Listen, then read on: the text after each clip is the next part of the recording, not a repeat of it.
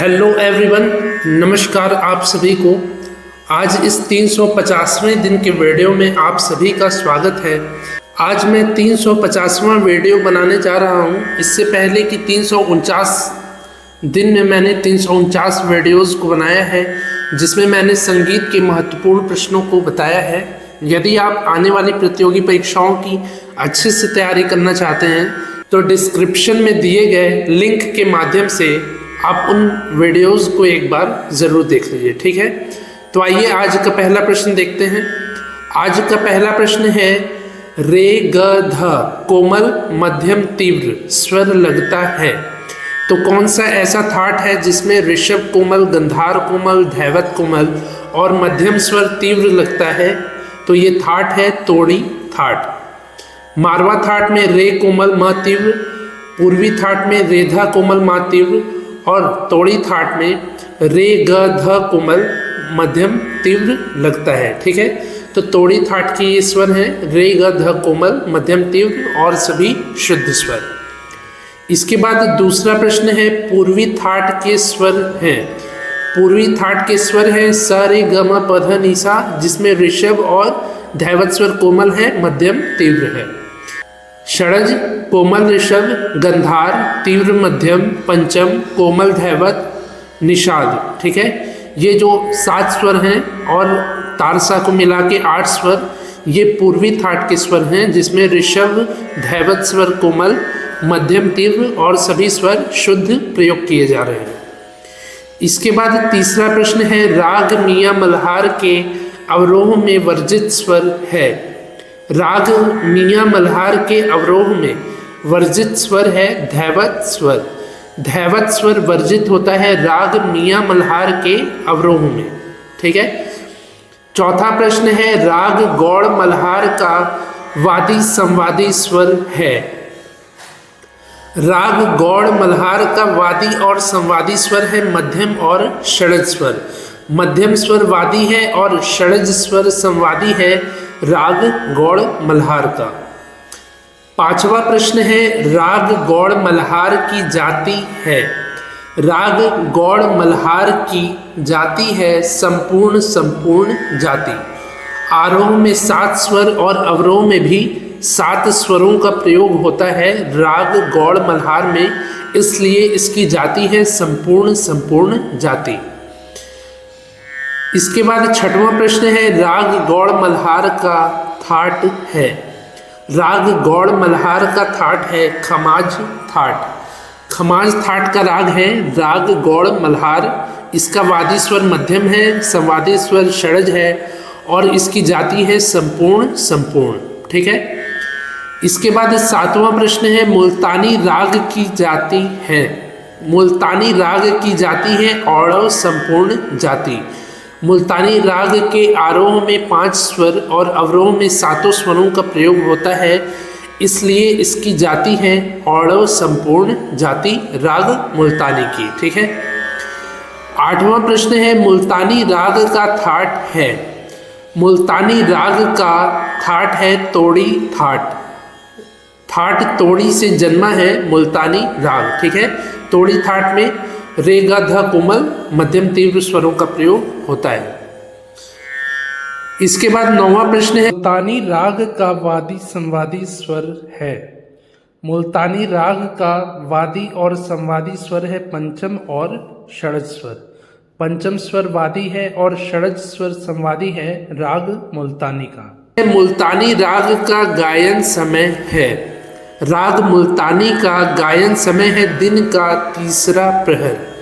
दिन के तृतीय प्रहर में राग मुल्तानी को गाया जाता है। 11वां प्रश्न है, राग तोड़ी का गायन समय है। राग तोड़ी का गायन समय है दिन का दूसरा प्रहर। दिन के दूसरे प्रहर यानी कि दिन का द्वितीय प्रहर जो है राग तोड़ी के गायन का उचित समय है। इसके बाद 12वां प्रश्न है, अड़ाना राग का थाट है। राग अड़ाना का थाट है आसावरी थाट। आसावरी थाट जिसमें ग ध नि गंधार धैवत निषाद स्वर कोमल और सभी स्वर शुद्ध प्रयोग किए जाते हैं, तो राग अड़ाना में आसावरी थाट का प्रयोग होता है, यानी कि आसावी थाट से जन्मा हुआ राग है राग अड़ाना। 13वां प्रश्न है, अड़ाना राग का समप्रकृतिक राग है। राग अड़ाना का समप्रकृतिक राग है दरबारी कान्हड़ा राग। राग दरबारी कान्हड़ा जो है ये अड़ाना राग का समप्रकृतिक राग है, यानी कि इसके जो स्वर हैं, इसका जो चलन है काफ़ी हद तक आपस में मिलता जुलता है। ठीक है। 14वां प्रश्न है, ठुमरी शैली में प्रयुक्त ताल है। ठुमरी शैली में प्रयुक्त ताल है दीपचंदी ताल। दीपचंदी ताल का प्रयोग किया जाता है ठुमरी गायन शैली के साथ। 15वां प्रश्न है, दक्षिण भारतीय जावली गायन में खंड होते हैं। दक्षिण भारतीय संगीत में जो जावली गायन है, गायन शैली है जावली, उसमें खंड होते हैं 3 खंड। इन खंडों के नाम है पल्लवी, अनुपल्लवी और चरणम। पल्लवी, अनुपल्लवी और चरणम ये दक्षिण भारतीय संगीत के जावली गायन शैली के 3 खंड हैं, पल्लवी, अनुपल्लवी और चरणम। ठीक है। 16वां प्रश्न है, दक्षिण भारतीय जावली के समान उत्तर भारतीय शैली है। तो दक्षिण भारतीय जावली गायन शैली के समान उत्तर भारतीय गायन शैली है ठुमरी। ठुमरी जो है दक्षिण भारतीय जावली गायन शैली के समान है। ठीक है। उत्तर भारत में इसको ठुमरी कहते हैं और दक्षिण भारत में इसी विधा को जावली कहते हैं। 17वां प्रश्न है, जत ताल का प्रयोग होता है। जत ताल का प्रयोग होता है ठुमरी के साथ। ठुमरी गायन शैली के साथ जत ताल का प्रयोग किया जाता है। ठीक है। 18वां प्रश्न है, झप ताल की 8वीं मात्रा पर ताली पड़ती है। झप ताल की 8वीं मात्रा पर ताली पड़ती है तीसरी ताली। 10 मात्रा की ताल है झप ताल, जिसके 8वीं मात्रा पर ताली पड़ती है तीसरी ताली। ठीक है। इसके बाद 19वां प्रश्न है, 3 ताल के 4 आवर्तन में मात्राएं होंगी। 3 ताल जो 16 मात्रा की ताल होती है, तो यदि इसको 4 आवर्तन में पूरा पूरा ताल लिखा जाए तो 16 गुणे 4 यानी कि 16 चौक 64, 64 मात्राएं होंगी 3 ताल के 4 आवर्तन में। 20वां प्रश्न है, धमार ताल का बोल है। ध मार। ठीक है। ध मार ताल का बोल है क धिट धिट धा गतिट तिट ता। इसमें धा के बाद अवग्रह है और लास्ट में ता के बाद अवग्रह है। ठीक है। तो क धीट धीट धा आ ग तीट तीट ता आ, ये जो बोल है ये धमार ताल का बोल है। धमार ताल के विभागों की संख्या है, पहला जो विभाग है उसमें 5 मात्राएं होती हैं, दूसरे विभाग में 2 मात्राएं, तीसरे विभाग में 3 मात्राएं और चौथे विभाग में 4 मात्राएं होती हैं। धमार ताल में 4 विभाग होते हैं, जिसमें 5, 2, 3, 4 मात्राओं के 4 विभाग होते हैं और इसके बोल हैं क धीट धीट धा आ ग तीट तीट ता आ। ठीक है। तो यह हो गया धमार ताल।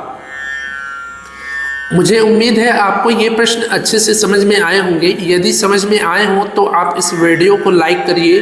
अपने दोस्तों से जो म्यूज़िक की तैयारी कर रहे हैं, आने वाली प्रतियोगी परीक्षाओं की तैयारी कर रहे हैं, आप उनसे शेयर भी करिए ताकि उनकी भी कुछ हेल्प हो सके आपके द्वारा। ठीक है। आज ये 350वें दिन का वीडियो मैंने बनाया है। इसके पहले मैंने 349 वीडियोज़ को बनाया है, जिसके प्लेलिस्ट का लिंक नीचे डिस्क्रिप्शन में है। यदि आपने अभी तक उन महत्वपूर्ण वीडियोज़ को नहीं देखा है तो अवश्य ही देख लीजिए, जिससे कि आपके आने वाली प्रतियोगी परीक्षाओं की और भी अच्छे से तैयारी हो पाए। तो मिलते हैं ऐसे ही अगले नए वीडियो में। तब तक के लिए नमस्कार, धन्यवाद।